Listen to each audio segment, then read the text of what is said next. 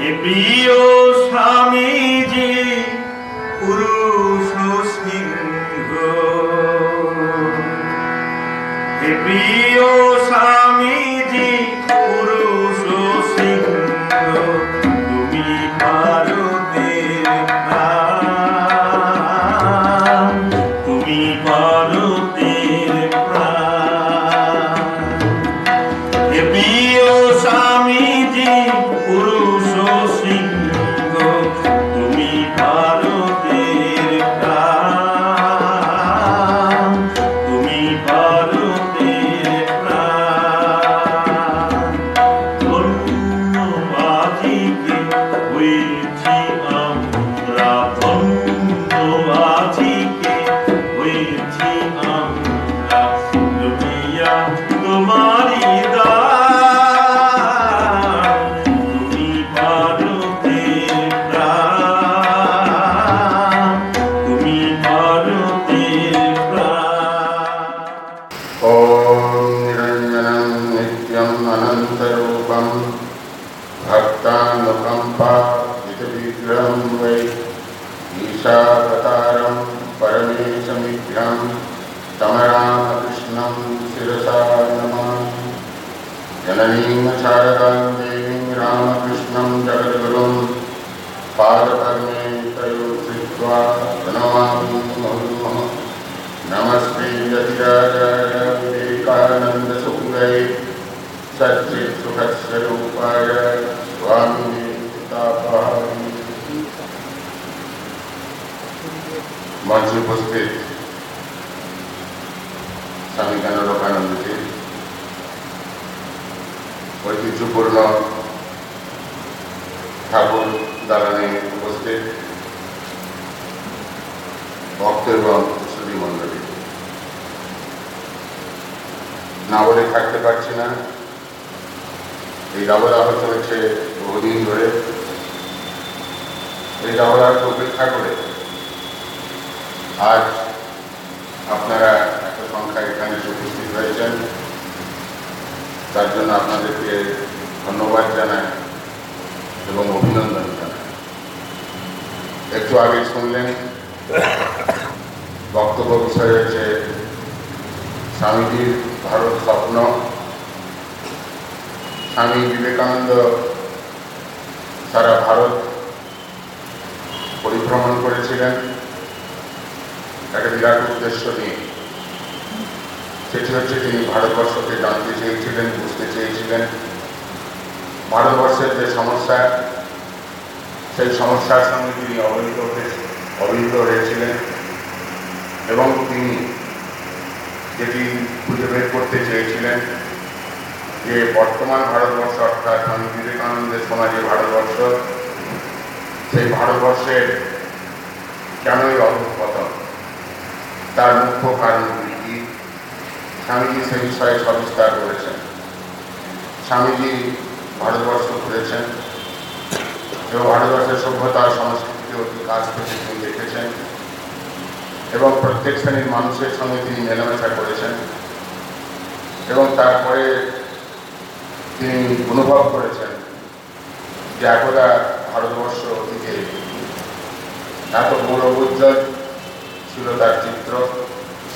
ভারতবর্ষ প্রত্যেকটি ক্ষেত্রে দেখা যায় অতীতে এগিয়ে ছিল, কি সাহিত্যের ক্ষেত্রে, কি শিল্পের ক্ষেত্রে, কি স্থাপত্যের ক্ষেত্রে, কি বিজ্ঞানের ক্ষেত্রে, কি প্রযুক্তির ক্ষেত্রে, কি সঙ্গীতের ক্ষেত্রে, কি নৃত্যের ক্ষেত্রে, প্রত্যেকটি ক্ষেত্রে ভারতবর্ষ অত্যন্ত মহান ছিল। এ বিষয়ে কোনো সন্দেহ নেই। স্বামীজির সময়কার ভারতবর্ষকে দেখে তিনি অত্যন্ত ব্যথিত হয়েছিল যে বর্তমান ভারতবর্ষ, অধঃপতিত ভারতবর্ষ, যে ভারতবর্ষে বহু মানুষ খেতে পায় না, তাদের বস্ত্র পর্যন্ত নেই, এবং এই অধঃপতিত ভারতবর্ষ বিভিন্ন দিক দিয়ে অধঃপতন থেকে স্বামীজি অত্যন্ত ব্যথিত হয়েছিলেন। আপনারা জানেন তিনি ঘুরতে ঘুরতে উপস্থিত হয়েছিলেন সেই কন্যাকুমারীতে, ভারতবর্ষের সে শিলাখণ্ডে, এবং শিলাখণ্ডে গিয়ে তিনি অন্য কিছু চিন্তা করেননি। কন্যাকুমারীতে তার চিন্তার বস্তু ছিল ভারতবর্ষ এবং ভারতবর্ষ। ভারতবর্ষ। তার ধ্যানচিত্তে উদিত হয়েছিল ভারতবর্ষের তিনটি অবস্থা, সেটি হচ্ছে অতীত ভারতবর্ষ, বর্তমান ভারতবর্ষ এবং ভবিষ্যৎ ভারতবর্ষ। যেমন স্বামী অত্যন্ত মর্মাহত হয়েছিলেন বর্তমান ভারতবর্ষকে দেখে, তেমনি তাঁর দিব্য অনুভবে তিনি অনুভব করেছিলেন যে ভারতবর্ষ আবার জাগবে, আবার উঠবে। কারণ ভারতবর্ষ স্বামী বিবেকানন্দ ছিলেন, যাকে ইংরেজিতে বলা হয় ভিশনারি।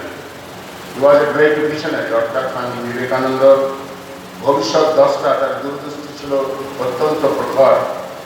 কারণ আমরা সাধারণ মানুষ বর্তমানকে নিয়ে চিন্তা করতে পারি, আমরা আরো এগিয়ে গিয়ে চিন্তা করতে পারি না ভবিষ্যতের জন্যে। কিন্তু স্বামী বিবেকানন্দ যেহেতু তিনি ছিলেন ভবিষ্যৎ দ্রষ্টার দূরদৃষ্টি তার ছিল অত্যন্ত প্রখর।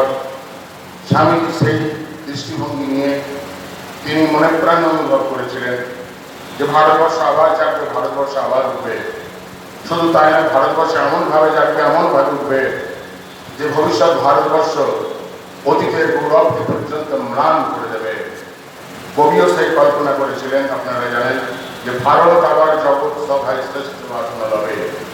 স্বামী বিবেকানন্দ সেটা প্রত্যক্ষ করেছেন যে ভারতবর্ষ আবার উঠবে, আবার জাগবে। ভারতবর্ষ আজ 70 বছর স্বাধীনতা লাভ করেছে। আমরা দেখেছি কিছু কিছু ক্ষেত্রে ভারতবর্ষ সংরক্ষণ উন্নতি করেনি তা নয়, বেশ কিছু ক্ষেত্রে করেছে। তবে 70 বছর স্বাধীনতা লাভ করার পর ভারতবর্ষ যে স্থানে যাওয়া উচিত ছিল সেই স্থানে ভারতবর্ষ হয়তো পৌঁছাতে পারেনি। তবুও ভারতবর্ষ যে স্বামীজি স্বপ্ন দেখেছিলেন যে ভারতবর্ষ আবার উঠবে, আবার জাগবে, সব দিক দিয়ে ভারতবর্ষ সমৃদ্ধ হবে। শুধু তাই না, স্বামী ঘোষণা করলেন যে ভারতবর্ষ বিশ্বগুরু হবে। বিভিন্ন ক্ষেত্রে ভারতবর্ষে সারা বিশ্বকে পথ দেখাবে। সেটা এখন হয়তো সম্ভব হয়নি ঠিকই, কিন্তু ভবিষ্যতে নিশ্চয়ই সেটা সম্ভব হবে। কারণ যে কথাটা বলছিলাম, স্বামী বিবেকানন্দ ছিলেন ঋষি। ঋষি বাক্য হচ্ছে আত্মবাক্য। অর্থাৎ স্বামী বিবেকানন্দ যে স্বপ্ন দেখেছিলেন, যা অনুভব করেছিলেন যে ভারতবর্ষ আবার জাগবে, ভারতবর্ষ আবার উঠবে, সত্যি সত্যি ভারতবর্ষ নিশ্চয় উঠছে।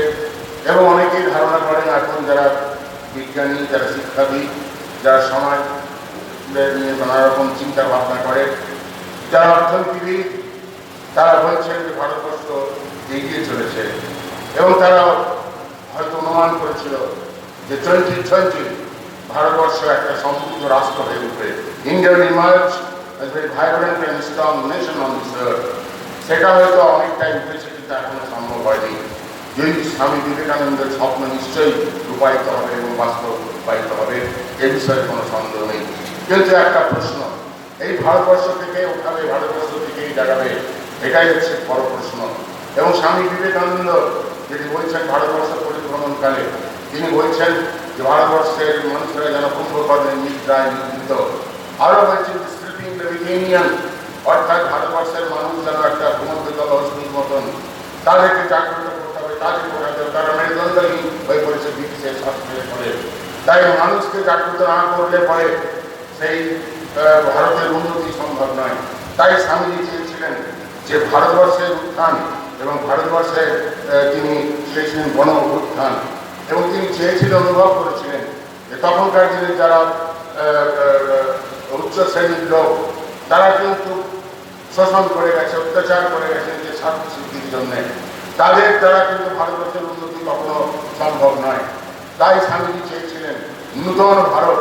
তাই স্বামীজি খুব পরিষ্কারভাবে বলছেন, এখানে বলছেন যে নূতন ভারত বেরোবে, বেরোক লাঙল ধরে, চাষার কুড়ি ভেদ করে, যে মালা মুচি মেঠো ঝুপড়ির মধ্য হতে, বেরোক নদীর দোকান থেকে, ঘোনাওয়ালার উনুনের পাশ থেকে, বেরোক কারখানা থেকে, হাট থেকে, বাজার থেকে, বেরোক ঝোড় জঙ্গল পাহাড় পর্বত থেকে। এরা সহস্র সহস্র বছর অত্যাচার সয়েছে, নীরবে সয়েছে, তাতে পেয়েছে অপূর্ব সহিষ্ণুতা। সনাতন দুঃখ ভোগ করেছে, তাতে পেয়েছে অটল জীবন শক্তি। এরা এক মুঠো ছাত্রকে দুনিয়া উল্টে দিতে পারে। আজ খেলা উঠে গেলে ত্রৈলোক্যে এদের কেই ধরবে না। প্রকৃতপক্ষে স্বামী চেয়েছিলেন সূত্র জাগরণ। অর্থাৎ স্বামীজি বলছেন, খুব সম্মান জানিয়ে বলছেন, শ্রমজীবী লোকদের আমি প্রণাম করি, অর্থাৎ স্বামীজি চেয়েছিলেন এই যে নিচের স্তরের যারা লোক তারাও উঠে আসুক, তারা নূতন ভারতকরণ করার দায়িত্ব গ্রহণ করুক। এটাই স্বামীজি চেয়েছিলেন, যেটা অন্য কথায় বলা যেতে পারে শূদ্র জাগরণ। তাই স্বামীজি যেটি চেয়েছিলেন যে ভারতবর্ষকে উন্নত করার জন্যে কে দায়িত্ব নিতে পারে। স্বামীজি বারবার বলেছেন, আপনারা অনেকেই জানেন, স্বামীজি বারবার যুব সম্প্রদায়কে তিনি আহ্বান করেছেন। তিনি বলছেন, যার কণ্ঠে বারবার উচ্চারিত হয়েছিল সেই কঠোপনিষদের যে উদ্বোধনের বাণী, উত্তিষ্ঠতা জাগ্রত প্রাপ্য বাণী বোধতা, ওঠো জাগো, কেমন না যতক্ষণ না তুমি তোমার সেই লক্ষ্যে পৌঁছাচ্ছ। অর্থাৎ স্বামীজি এই যুব সম্প্রদায়কে উদ্বোধিত করতে চেয়েছিলেন। আপনার যদি কনভার্ট লেকচার টু আলমারা যদি পড়েন এই বক্তৃতামালা, তাহলে দেখা যাবে তিনি ভারতবর্ষের পুনর্গঠনের জন্য কি কি বলে গেছেন। ভারতবর্ষ যাতে বিশ্বসভায় আসন লাভ করতে পারে তার জন্য কি কি করে যেতে হবে তিনি বলে গেছেন, এবং গুরু দায়িত্ব দিয়ে গেছেন বিশেষ করে বারবার স্বামী যুব সম্প্রদায়ের উপরে। স্বামীজি বলছেন, ইংরেজিতে বলছেন, my faith in younger generation, my faith in modern generation, যে out of them my worker will come and work like a lion for the generation of India. অর্থাৎ আমার বিশ্বাস এই যুব সম্প্রদায়ের উপর, এই আধুনিক প্রজন্মের উপর, যারা কিনা আমার কর্মী হয়ে আসবে এবং ভারতবর্ষের পুনর্গঠনের জন্য নিজেদেরকে নিয়োজিত করবে। তাই আমরা দেখা যাচ্ছে নিশ্চয়ই যুবকরা এগিয়ে আসছেন, কিন্তু আশানুরূপ যতটা এগিয়ে আসার কথা ছিল সেটা কিন্তু এগিয়ে আসছে না। স্বামীজি ভারতবর্ষকে সমৃদ্ধ হতে দেখতে চেয়েছেন, ভারতবর্ষ যাতে আরো সমৃদ্ধ হোক, ভারতবর্ষ যাতে আরো উন্নতি লাভ করুক, সেটা স্বামীজি চেয়েছেন। কিন্তু সেই দায়িত্ব কিন্তু তিনি কেবল যে যুবকদের উপর ন্যস্ত করেছেন তা নয়, সমস্ত লোকের ওপরে তিনি ন্যস্ত করেছেন। একটি ঘটনার উল্লেখ করা যেতে পারে, যখন ভারতের স্বাধীনতা সংগ্রাম চলছে, স্বামীজি চাইছিলেন ভারতবর্ষের স্বাধীনতা। তখন কিছু ভারতবর্ষের বিশেষ স্বাধীনতা সংগ্রামী স্বামী বিবেকানন্দের কাছে এসেছেন এবং স্বামী বিবেকানন্দকে বলছেন, কি বলছেন? বলছেন যে আপনি তো একটা বিরাট আধ্যাত্মিক সম্পন্ন পুরুষ, আপনি চাইলে ভারতবর্ষের স্বাধীনতা নিতে পারেন। স্বামীজি একটু চুপ করে বঞ্চিত হয়ে থাকেন, তারপরে বলেন, হ্যাঁ ভারতবর্ষের স্বাধীনতা মেনে নিতে পারি, কিন্তু ভারতবর্ষের স্বাধীনতা অক্ষুণ্ণ রাখবে কে? ভারতবর্ষের স্বাধীনতা ঠিকভাবে উপযোগ করবে কে বা কি কাজে লাগাবে কে? লোক কোথায়, মানুষ কোথায়? স্বামীজি সে কথাটা বলছেন, যে কথাটি স্বামীজি 100 বছর আগে বলে গেছেন, তার আগে বলে গেছেন যে মানুষ কোথায় যে ভারতবর্ষের স্বাধীনতাকে অক্ষুণ্ণ রাখবে। আজ স্বামীজি যে কথাটা 100 বছর আগে বলে গেছেন, আমরা দেখছি আজকে যে স্বামীজি সেই কথাটা কত গর্বে গর্বে সত্য হয়ে উঠেছে এবং দেশকেও উন্নত করার জন্য মানুষের প্রয়োজন, ভালো মানুষের প্রয়োজন। ভারতবর্ষে অনেক সম্পদ আছে ঠিকই, প্রাকৃতিক সম্পদ আছে, খনিজ সম্পদ আছে, বিভিন্ন সম্পদ আছে, কিন্তু কোনো জাতিকে বা কোনো দেশের প্রকৃত সম্পদ হচ্ছে মানুষ, হিউম্যান রিসোর্স। মানব সম্পদ হচ্ছে প্রকৃত সম্পদ কোনো দেশের এবং কোনো জাতির। তাই স্বামীজি চেয়েছিলেন যে এই মানব সম্পদকে যাতে উন্নত করা যায়, মানব সম্পদ যাতে উন্নত হয়, তাহলে পরে ভারতবর্ষ আবার জানবে, ভারতবর্ষ আবার উঠবে। শুধু তাই নয়, সেই জন্য স্বামীজি বলছেন মেন আর ওয়ান্টেড, অর্থাৎ মানুষ চায়, মানুষ চায়। স্বামীজি বলছেন আর সব কিছু আপনা আপনি হয়ে যাবে, কারণ মানুষ ছাড়া কোনো দেশ উন্নত হতে পারে না, কোনো জাতি উন্নত হতে পারে না। স্বামীজি যেটা চেয়েছিলেন যে ভারতবর্ষ বিজ্ঞান এবং প্রযুক্তির দিক দিয়ে উন্নত হোক, এবং বিজ্ঞানের প্রযুক্তির উন্নতি অত্যধিক আবশ্যক। স্বামীজি বিদেশে গেছেন, পাশ্চাত্যে গেছেন, সেখানকার বিজ্ঞান এবং প্রযুক্তির বৈভব দেখেছেন, ঐশ্বর্য দেখেছেন, উন্নতি দেখেছেন, এসব দেখেছেন তিনি।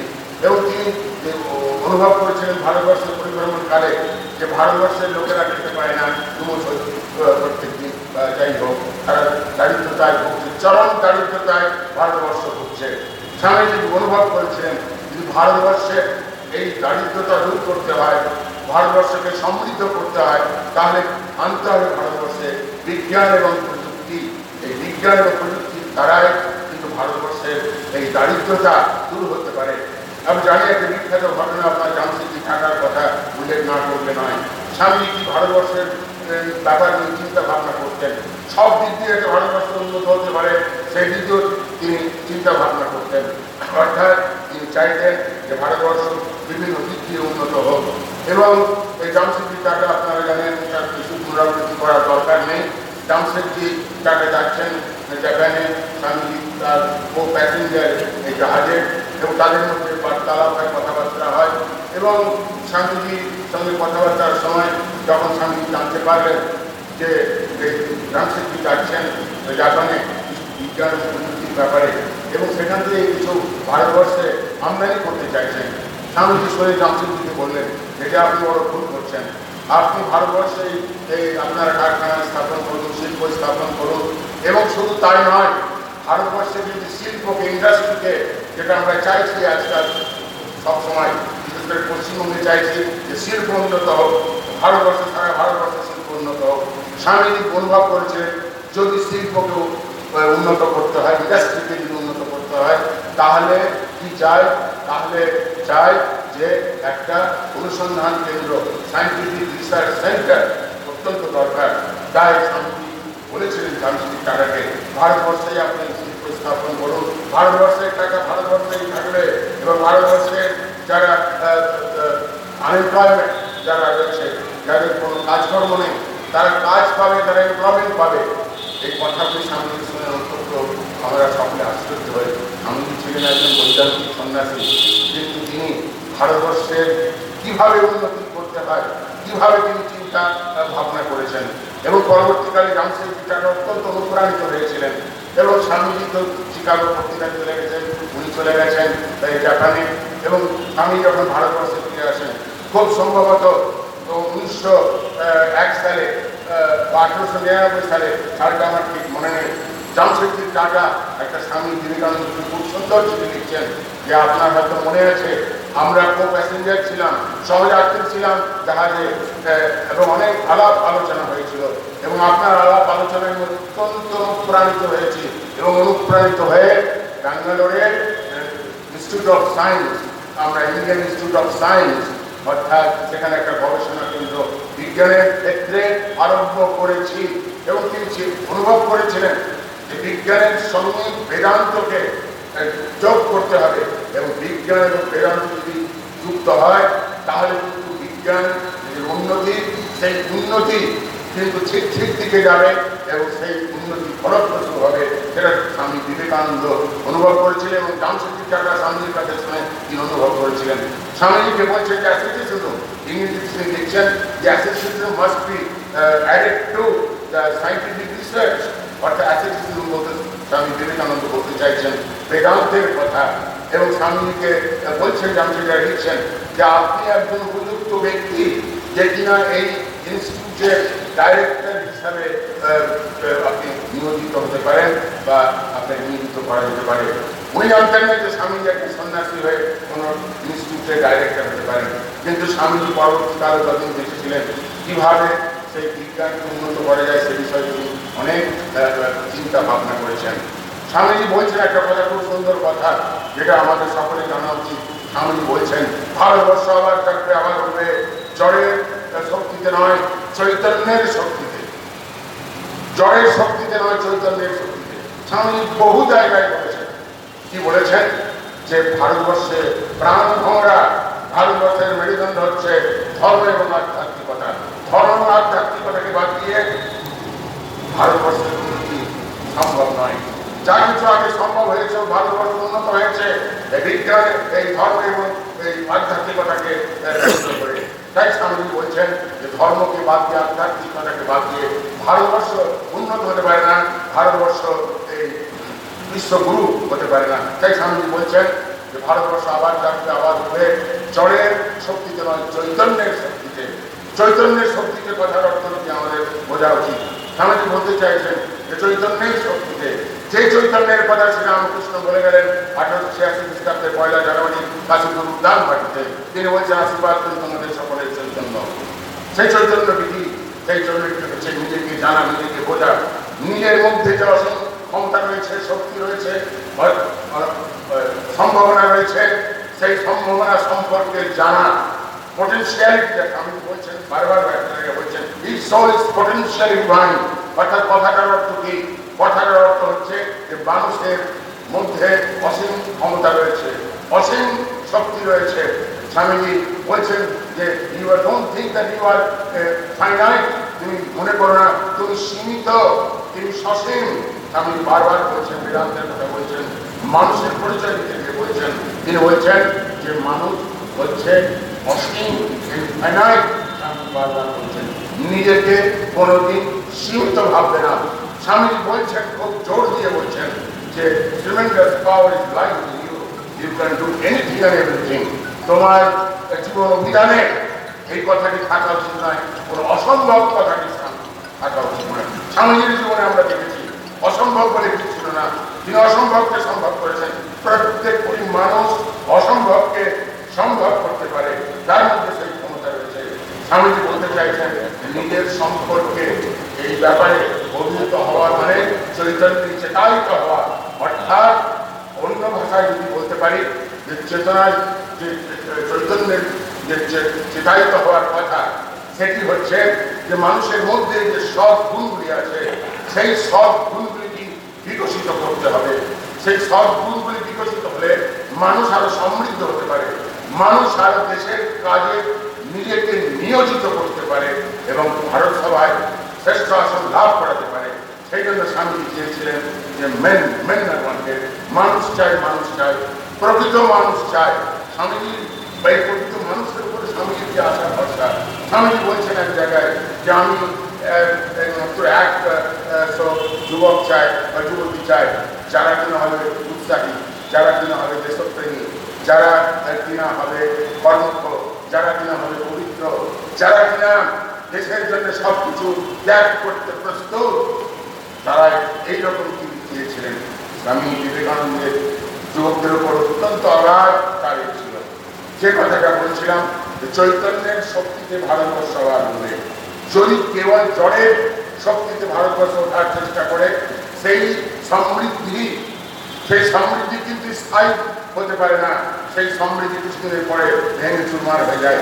এই প্রসঙ্গে স্বামী বিবেকানন্দ পাশ্চাত্যে গিয়ে কি বলছেন যে তোমাদের পাশ্চাত্যে এসে বিজ্ঞান ও প্রযুক্তির অনেক কিছু দেখলাম, বৈভব দেখলাম, ঐশ্বর্য দেখলাম, নানা রকম কিছু দেখলাম, কিন্তু একটা সাবধান করে সেই সঙ্গে নিয়ে গেছেন, যদি পাশ্চাত্য দেশ যদি আধ্যাত্মিকতাকে অনুশীলন না করে তাহলে পাশ্চাত্য সভ্যতা এবং সংস্কৃতি ভেঙে চুরমার হয়ে যাবে। ক্রাম্বল, স্বামী ওয়াটার স্পোর্টস নিতে ক্রাম্বল ইন পিসেস, যেটা স্বামী 100 বছর আগে কথা বলে গেছেন। আমরা দেখতে যান্ত্রিক সভ্যতা, পাশ্চাত্য সভ্যতা মূলত যান্ত্রিক সভ্যতা। সেই যান্ত্রিক সভ্যতায় উন্নতি লাভ করা সম্ভব ঠিকই, কিন্তু সেই উন্নতি স্থায়িত্ব হয় না। সেই উন্নতিতে কিন্তু মানুষ প্রকৃতভাবে সুখে শান্তিতে বাস করতে পারে না।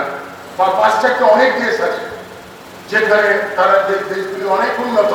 আমি প্রায় বিদেশে যাই এবং দেখেছি, সুইডেনে গতবার গেছিলাম, ইউরোপে। সুইডেনে পার ক্যাপিটা ইনকাম পৃথিবীর মধ্যে সবচেয়ে বেশি, অর্থাৎ প্রত্যেক মানুষের পার ক্যাপিটা ইনকাম সবচেয়ে বেশি। অন্যদিকে সুইডেনে আত্মহত্যা করার প্রবণতা সবচেয়ে বেশি।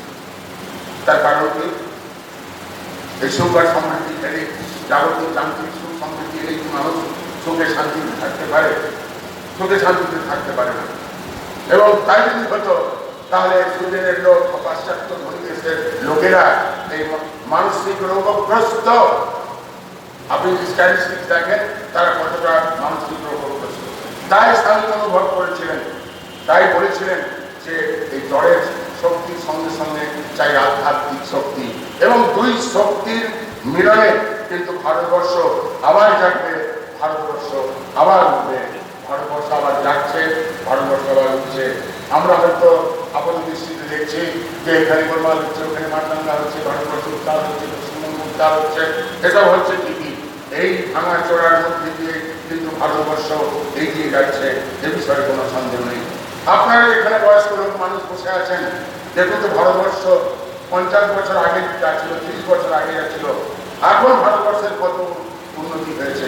প্রত্যেক ক্ষেত্রে ভারতবর্ষের উন্নতি হয়েছে, কারণ স্বামীজি অনুভব করেছিলেন যে ভারতবর্ষ আবার যাবে, আবার উঠবে। স্বামীজি এক জায়গায় বলছেন ভারতবর্ষের যদি মৃত্যু হয় তাহলে সারা বিশ্বের মৃত্যু অনিবার্য। অর্থাৎ স্বামীজি বুঝেছিলেন যে ভারতবর্ষের মৃত্যু কোনোদিন হতে পারে না। কেন হতে পারে না ভারতবর্ষের মৃত্যু? কেন ভারতীয় সভ্যতা সংস্কৃতি এত প্রাচীন, এত সমৃদ্ধ? কোন জাতির সভ্যতা সংস্কৃতি এত প্রাচীন বা সমৃদ্ধ নয়? কেন ভারতবর্ষের সভ্যতা এবং সংস্কৃতি এত প্রাচীন এবং এই সভ্যতা এখনো চলেছে, সংস্কৃতি এখনো চলেছে? অন্যান্য দেশের অনেক সভ্যতা এসেছে, কেবল তার সেই সভ্যতাগুলি এখন কিন্তু ইতিহাসের পাতায় কেবল রয়েছে, কিন্তু ভারতীয় সভ্যতার উপরে অনেক আঘাত এসছে, সংস্কৃতির উপরে অনেক আঘাত এসছে। আপনারা জানেন ইতিহাস বলে যায়, আঘাত পেলেও ভারতবর্ষের সভ্যতা কিন্তু এখনো রয়েছে। যদিও পাশ্চাত্য সভ্যতা আমাদেরকে গ্রাস করেছে ঠিকই, অনেকটা পাশ্চাত্য সভ্যতায় অনুপ্রাণিত, এবং এতটাই অনুপ্রাণিত, এতটাই আমরা আমাদের পাশ্চাত্য সভ্যতা গ্রাস করেছে যে এখন আমরা বাবা মাকেও কিভাবে সম্বোধন করতে হয় ভারতীয় ভাবে এটা আমরা ভুলে গেছি। কি বলি ম্যান্ডেটেড, যেটি খুব লজ্জার বিষয় এবং খুব মানে অনুতাপের বিষয় যে বাবা মাকে আমাদের ভারতীয় ভাবে কিভাবে সম্বোধন করতে হয় সেটুকু আমরা ভুলে গেছি। তবুও বলবে এখনো ভারতীয় সভ্যতা এবং সংস্কৃতি ব্যাপার আমরা জানি। কিছুদিন আগে গেছিলাম ও হরিদ্বারে দেখলাম যে এই সামান্য মানে কুম্ভ স্নান নয়, ওটাকে বলে সাম্প্রতিক অমাবস্যা স্নান, এবং এত ভিড়, লক্ষ লক্ষ মানুষ এসছে কষ্ট করে সারা রাত জেগে বাসে করে গাড়িতে করে যেভাবেই হোক এসেছে এই একবার এই হরিদ্বারে ব্রহ্মকুণ্ডে স্নান করার কষ্ট স্বীকার। অর্থাৎ স্বামীজি যে বলছেন যে ভারতবর্ষের সভ্যতা সংস্কৃতি ভারতবর্ষের মধ্যে মৃত্যু হতে পারে না, তার কারণ মূল সুখটি আমাদের বুঝে নিতে হবে। সেটি হচ্ছে যেটা বলছিলাম যে ভারতবর্ষের প্রাণ কেন্দ্র, প্রাণ ভ্রমরা হচ্ছে সেই ধর্ম এবং আধ্যাত্মিকতা। এত ভিড়, লক্ষ লক্ষ মানুষ এসেছে। আমার ফ্লাইট মিস হয়ে গেল, যেমন 7 ঘন্টা ছিলাম, নতুন গিয়ে ওখান থেকে আবার কলকাতায় ফিরে গেলাম। সেই জন্য স্বামী বলছেন ভারতবর্ষের কোনদিন মৃত্যু হতে পারে, ভারতবর্ষের মৃত্যু হয় সারা বিশ্বের মৃত্যু হবে। সেই জন্যে স্বামীজি চেয়েছিলেন ভারতবর্ষকে যদি উন্নত করতে হয় তাহলে এই জড়ের শক্তির সঙ্গে আধ্যাত্মিক শক্তি অত্যন্ত প্রয়োজন। স্বামীজি চেয়েছিলেন যেটি রামকৃষ্ণ মঠ মিশন যেটি আমরা যদি দেখি, স্বামীজি যখন 1897 সালে যখন তিনি রামকৃষ্ণ মিশন প্রতিষ্ঠা করলেন এখানে বলরাম মন্দিরে, যেটা আমরা বলরাম ভবন আছে বলরাম মন্দিরে, সেখানে তিনি কি বললেন যে ভারতবর্ষে রামকৃষ্ণ মিশনের যে প্রতিষ্ঠা হলো তার মূল উদ্দেশ্য কি করবে রামকৃষ্ণ। সেখানে পরিষ্কার তিনি লিখলেন যে মানুষের আপামর জনসাধারণের এই ভৌতিক উন্নতি, মেটেরিয়াল ওয়েলফেয়ার, তার সঙ্গে সঙ্গে থাকবে আধ্যাত্মিক কল্যাণ, জাগতিক কল্যাণের সঙ্গে আধ্যাত্মিক কল্যাণ, এবং রামকৃষ্ণ মিশন সবসময় সচেষ্ট হবে আপামর জনসাধারণের এই জাগতিক কল্যাণের সঙ্গে সঙ্গে করবে আধ্যাত্মিক কল্যাণ, এবং দুইয়ের সমন্বয়ে কিন্তু গড়ে উঠবে ভারতবর্ষের সভ্যতা এবং সংস্কৃতি। সেই জন্য স্বামীজি যে স্বপ্ন দেখেছিলেন সেই স্বপ্ন নিশ্চয়ই বাস্তবায়িত হবে, এ বিষয়ে কোনো সন্দেহ নেই। তো সেই জন্যে স্বামীজি চাইছেন ভারতবর্ষ আবার উঠবে, ভারতবর্ষ আবার থাকবে, ভারতবর্ষ এমনভাবে উঠবে, এমনভাবে যাচ্ছে যে ভারতবর্ষ বিশ্বসভায় আসন লাভ করতে পারবে। স্বামীজি ভারতবর্ষকে খুব শ্রদ্ধা করতেন, ভারতবর্ষকে খুব ভালোবাসতেন। ঘটনাটি আপনাদের জানা, যখন স্বামীজি এই পাশ্চাত্য দেশ থেকে যখন আমেরিকায় প্রায় বছর থাকার পর যখন ভারতবর্ষে ফিরবেন, এরা সময় হয়ে এসেছে, আমেরিকান যারা ভক্ত তারা স্বামী জিজ্ঞেস করছেন আপনি আমেরিকা ইউরোপে থেকে যে পাশ্চাত্য দেশের ঐশ্বর্য বৈভব ইত্যাদি উপলব্ধি করলেন, উপলব্ধি করেছেন, এখন আপনি ফিরে যাচ্ছেন আপনার মাতৃভূমি এই দরিদ্র ভারতবর্ষ। তখন এইসব দেখার পরে পাশ্চাত্যে আপনার ভারতবর্ষের সম্পর্কে আপনার প্রতিক্রিয়া কি? স্বামীজি বলছেন, খুব দৃঢ়ভাবে বলছেন, আমি যখন তোমাদের দেশে আসার আগে ভারতবর্ষকে আমি ভালোবাসতাম, শ্রদ্ধা করতাম, ভারতবর্ষ সবসময় আমার কাছে মনুষ্য, কিন্তু তোমাদের দেশে 5-7 বছর থাকার পরে আমার মনে হয়েছে ভারতবর্ষ হচ্ছে পূর্ণভূমি, ভারতবর্ষ হচ্ছে কর্মভূমি, ভারতবর্ষের প্রতিটি ধূলিকণা হচ্ছে পবিত্র। এই দৃষ্টিভঙ্গি যদি থাকে আমাদের প্রত্যেকের মধ্যে ভারতবর্ষকে ভালোবাসার ব্যাপারে তাহলে ভারতবর্ষকে এগিয়ে নিয়ে যেতে পারবো। এবং স্বামীজি যে স্বপ্ন দেখেছিলেন যে ভারতবর্ষ আবার উঠবে, আবার জাগবে, সে বিষয়ে আমরা করতে পারবো। আমার বক্তব্য দীর্ঘায়িত করতে চাই না। মহারাজ বলেছিলেন যে 8টা বাজার আগে কিন্তু শেষ করবেন, নাহলে একে করে সব না ওরা না বলছে না, মানে ব্যাপারটা হচ্ছে ওরা, আমি দেখছি ওরা বডি ল্যাঙ্গুয়েজ আমি দেখতে পাচ্ছি এমনি করছে, ওঠার একটু নিচ্ছে। এখন যাই হোক, তো আপনাদের এবার বলি, আমি তো এত গল্প করলাম, আমি আজকাল ঠিক করেছি কি আমি একা গল্প করবো, আপনাদের কি বলার আছে, জানার আছে, তখন থাকি বলুন। তাহলে দুটো কি করে আপনারা কি শুনলেন, কি বুঝলেন, আমি জানবো কিছু মনে করবেন না। যখন গোলপার্কে সব বড় বড় হরতাল কোথাও হয়নি, গোলপার্কে আমাদের রামকৃষ্ণের বহু লেকচার হতো, বড় বড় এখনো হয়। তো যখন ভক্তরা যেমন সব গেছে, মহারাজ লেকচার দিয়ে নেমে মহারাজ আপনি বললেন আমাদের প্রাণ বুঝে গেছে। তারপরে মহারাজ একজন কৃষ্ণ আচ্ছা প্রাণ তো জোড়াবে, কি বললাম বলুন তো, ওই তো মাথা শুরু করে এই জন্যে এখন মাথা শুরু করে আমি দেখতে পাচ্ছি না অনেক বয়স্ক বেশি কিছু অল্প বয়স্ক ভাই বোনেরা আছে, তারা এসে করো এসব কেমন এই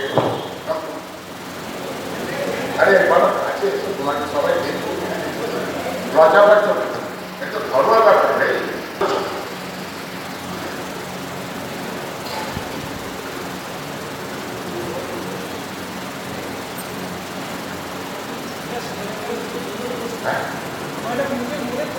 জানেন বলুন।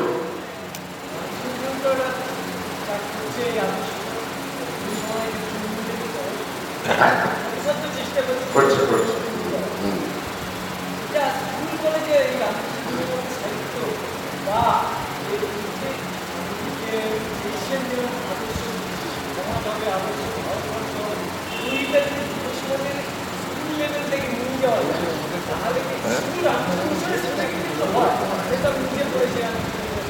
শোনান আমি একটু কথা বলি, আপনি খুব পার্টিনেন্ট কোশ্চেন। অনেকের এই কোশ্চেন যখন হিন্দু কনভেনশন আর যুব সম্মেলনের এই প্রশ্ন এইভাবে সবাই প্রশ্ন করে।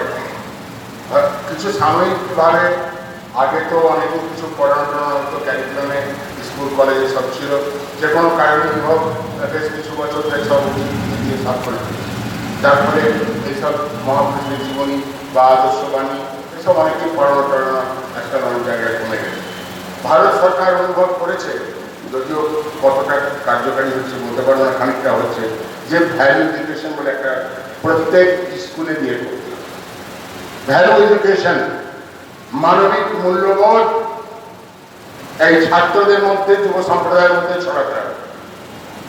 কারণ অনুভব করেছে ভারত সরকার বা যারা শিক্ষাবিদ সমাজতত্ত্ব নিয়ে আলোচনা করেন, তারা অনুভব করেছেন যে ভ্যালু এডুকেশনের খুব দরকার। যে এরকম এডুকেশনের ঠিকই আছে, খালি নম্বর পাওয়া, ডাক্তারিতে ভর্তি হয়ে ইঞ্জিনিয়ারিং ভর্তি হয়, আইটিতে ভর্তি, সব তো ঠিক আছে, কিন্তু তার সঙ্গে সঙ্গে এই মানবিক মূল্যবোধকেও যুক্ত করতে হবে, তার ব্যাপারেও কিছু কথাবার্তা বা পড়াশোনা করতে হবে। অনেক জায়গায় অনেক স্কুল কলেজে ভারত সরকার যদিও বাধ্যবাধকতা করেছে, তো অনেক সময় কি হয় অনেকেই চায় না। একটা ঘটনা বলি, যেরকম মানুষের মানসিকতা, যে আমি বোম্বেতে ছিলাম, অনেক হাই ফাই স্কুলে গিয়ে এই ভ্যালু এডুকেশনের প্রোগ্রাম বেরিয়ে আসছি করে, খুব হাই ফাই স্কুল, তারপরে কত এই গার্জেনরা দাঁড়িয়েছে অভিভাবক হয়ে যাবে, আমাকে ইউজ করছে ভাই have come here, I have come here to talk about value education. Value education. What unnecessarily you are wasting the time of our children. আমাদের ছেলেদের সময় নষ্ট করে দেন করে আমাকে কেন সময় নষ্ট করছেন? ভ্যালু শিখে কি হবে? আমাদের ছেলেদের অনেক পড়াশোনার আছে, কোর্সের অনেক বইপত্র পড়তে হবে, ভালো নম্বর করতে হবে, ভ্যালু এডুকেশন করে 1 ঘন্টা আমাদের ছেলেদের কেন? এটা মানসিকতা আছে ঠিক, কিন্তু আমরা যে অনুভব করি, আমরা তো বিভিন্ন জায়গায় যাই, স্কুল কলেজে, বাইরে স্কুল কলেজে, এখন এই প্রয়োজনটা সম্পর্কে সকলে ধীরে ধীরে সজাগ হচ্ছে। সময় লাগবে ঠিক, সময় সাপেক্ষ, সময় লাগবে ঠিকই, কিন্তু এটা সময় লাগবে। আরে আপনি তো বলছেন যে অন্য স্কুলে পড়ানো হয়, চিন্তা করুন তো শ্রীরামকৃষ্ণের সময় নর্মাল ছিল তো অনেক বন্ধু ছোকরারা যেত, ঠাকুরের কাছে গিয়ে বসতো, ঠাকুর বুঝতে পারতো ছোকরা মোকরা কাছে সব কিছু সঙ্গে একটু মিলাম, যাও আমি রাস্তায় বাগান টাগান করে যাবো, আর নরেন্দ্রনাথকে কাছে বসে থাকে। তো সেই জন্য বলছি যে ভ্যালু এডুকেশন পৌঁছে যায় বলে দল হয়েছে, সবাই যোগদান করবে তারা। তবে ধীরে ধীরে এটা লোকে বুঝতে পারছে, এটা অনুভব করতে পারছে, গার্জেনরাও অনুভব করতে পারছে যে এই ইয়াঙ্গার জেনারেশন যারা আছে তাদের মধ্যে মানবিক মূল্যবোধের ব্যাপারটা নিয়ে আলোচনা করার প্রয়োজনীয়তা আছে। ধীরে ধীরে মানুষ বুঝতে পারছে। যেমন একটা জিনিস আছে, আমরা বাইরে থেকে অতটা বুঝতে পারি, আমরা জানি কিছু কিছু, অনেক আপনারা কি জানতে পারেন যে স্বামী বিবেকানন্দের আদর্শে কীভাবে হাজার হাজার মানুষ অনুপ্রাণিত হচ্ছে, অনুপ্রাণিত নিজের জীবনকে গঠন করছে। অনেক আমরা হয়তো অনেক খবর জানি না, খবর রাখি না। এই জিনিসগুলো কী হয় জানেন তো, এই মূল্যবোধের ব্যাপার, আধ্যাত্মিকতার ব্যাপার, এসব ব্যাপারগুলো কিন্তু যে ঘাট ঢোল বাজিয়ে চারিদিকে প্রচার করবে, মাইকে ফুটবে, এটা নয়।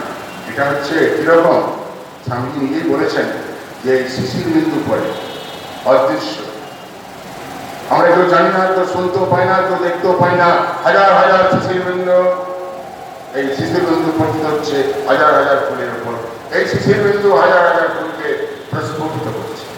আনসিন আর আনহার্ড, এই শিশির বিন্দুকে কেউ দেখতে পাই, আমরা দেখি জানি পড়ে, কিন্তু নিভৃতে পড়ে যাচ্ছে স্বামী বিবেকানন্দের কথা, স্বামী বিবেকানন্দের বাণী ধীরে ধীরে মানুষকে নিশ্চয়ই আকৃষ্ট করছে। সময় লাগবে, সময় সাপেক্ষ। আরে স্বামী বিবেকানন্দ চলে গেছেন আজ কত বছর, বলো কত বছর? 1902। তাহলে 102 বছর কোনো বছর নয়। একটা ভাব গ্রহণ করতে, একটা ভাবকে ত্যাগ করতে অনেক সময় লাগে। এবং আমি তো বলবো শ্রীরামকৃষ্ণের বাণী, স্বামী বিবেকানন্দের বাণী এত কম সময়ে যেভাবে দেশে বিদেশে প্রচারিত হয়েছে, অনেক হয়েছে, যথেষ্ট হয়েছে। কারণ অন্য অবতারদের, মহাপুরুষদের বাণী প্রচারের সহায়ক ছিল রাজ্য সরকার, মানে সরকার, রাজারা ছিল। বুদ্ধের বাণীতে সারা এশিয়াতে প্রচারিত হয়েছিল, তার কারণ আছে। মানে বুদ্ধের দ্বারা রাজা অশোক প্রভাবিত হয়েছিল, হারমোনিরা প্রভাবিত হয়েছিল, তারা প্রভাবিত হয়ে রাজন্য বর্গের শক্তির দ্বারা বুদ্ধের ভাব প্রচারিত হয়েছে। শ্রীরামকৃষ্ণের বাণী ও স্বামী বিবেকানন্দের বাণী কোন রাজন্য বর্গের পৃষ্ঠপোষকতায় প্রচারিত এবং প্রসারিত হয়নি। একটা কথা আছে, শ্রীরামকৃষ্ণের বাণী, স্বামী বিবেকানন্দের বাণী তার নিজস্ব মহিমার বলে সর্বত্র প্রচারিত হচ্ছে এবং হবে বিষয় সন্তান। তাহলে কি আপনি যদি এখন আমাকে জিজ্ঞেস করেন পাশ্চাত্য দেশে কিরকম স্বামী বিবেকানন্দের বাণী প্রচারিত হচ্ছে, কিভাবে প্রভাবিত হচ্ছে, সেখানে যদি যান তাহলে এটা বুঝতে করবেন যে আপনি যেমন এখানে বললেন ওই শ্যামবাজার মোড়ে, আচ্ছা ভাই স্বামীজির বাড়ি কোথায় বলে দিতে পারেন, সবাই বলে দিতে পারেন। কিন্তু ওখানে গিয়ে একটা রাস্তার লোককে বলবেন কেন ট্রেনিং হয় তো বেরোতে সেন্টার ওয়াশিংটন, তা হয়তো বলতে পারবে না। কিন্তু আমেরিকার বহু বিদগ্ধ পণ্ডিত, শিক্ষাবিদ, রাজনীতিবিদ তারা স্বামী বিবেকানন্দের সম্পর্কে জানে এবং স্বামী বিবেকানন্দের সম্পর্কে বোঝে। একটি ঘটনা বলে আমার বক্তব্য শেষ করবো। আপনাদের আটকাতে চাইবো না, তার বেশি আটকালে আবার যদি আমার কোনো বক্তৃতা হয়, এই মহারাজের বক্তৃতায় যেমন অনেকক্ষণ আটকাতে হয়, তো সেই জন্যে শুনুন, আপনারা বেলগ্রেডসের নাম শুনেছেন, ধনপুরে soft engineering, soft computer software. উনি কলকাতায় এসছেন, সাংবাদিকরা জিজ্ঞেস করছে আপনি কলকাতায় এসছেন কী ব্যাপার?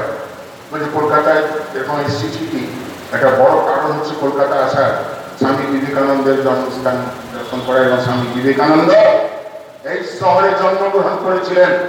আরো কথা যেটা ইম্পর্টেন্ট, সেটা হচ্ছে প্রত্যেক দিন স্বামী বিবেকানন্দের বাণী রচনা কমপ্লিট অফ স্বামী বিবেকানন্দ আমি নিত্য পাঠ করি, তার থেকে আমি অনুপ্রেরণা পাই।